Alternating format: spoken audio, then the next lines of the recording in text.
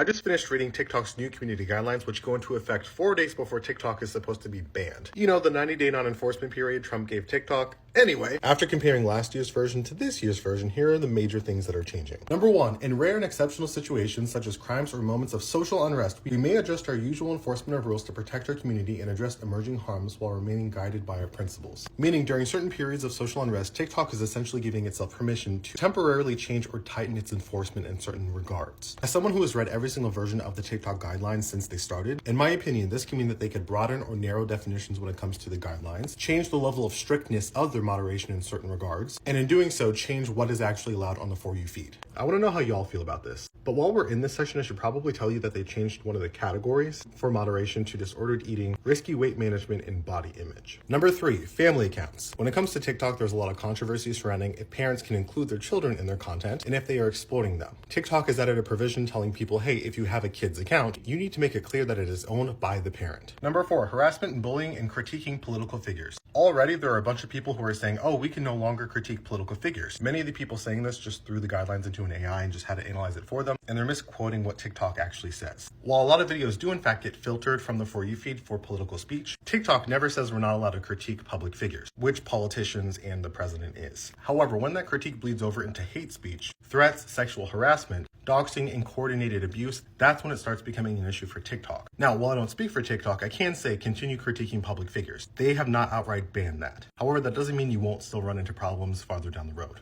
Also, you need to know the difference between a public figure and a private figure. A private figure is someone who has not achieved widespread notoriety or publicity, such as fame. They're not involved in any controversies, and they haven't intentionally involved themselves in the public space. Think of them as like the ordinary citizen that's not really online. It looks like critiquing that group of people as opposed to public figures will be a little bit more risky when it comes to moderation on TikTok. So when you do criticize someone, whether private or public, you need to be very careful and post the facts. Don't just make a criticism, support it, and bring proof. This is supported by TikTok's update to the For You page ineligible or age restricted feature, which is one of 3 tiers on TikTok. For You page ineligible, age restricted, or just an outright community guidelines violation, a ban, or a suspension. But TikTok does say hostile or profane language or behavior targeted at a private figure will most likely get the video ineligible for the For You page or age restricted. One of the last things that stuck out to me was the provision on AI generated content. TikTok says AI generated content can blur the lines between fact and fiction. And if you don't label your content as AI generated when it is, that can create a lot of issues, so they might restrict the account, the video itself, or they might manually slap a label on it if you forget to do so. Now, that's not all of the changes that happened in the community guidelines, and I just wanted to let you know, compared to last year, that there's mostly formatting changes that doesn't really affect what will happen to us. In fact, a lot of the times they say the same thing just in prettier words. But make sure to follow, because I think I'm going to be doing a deeper dive part 2, and if you have any questions about this, please feel free to sound off in the comments below.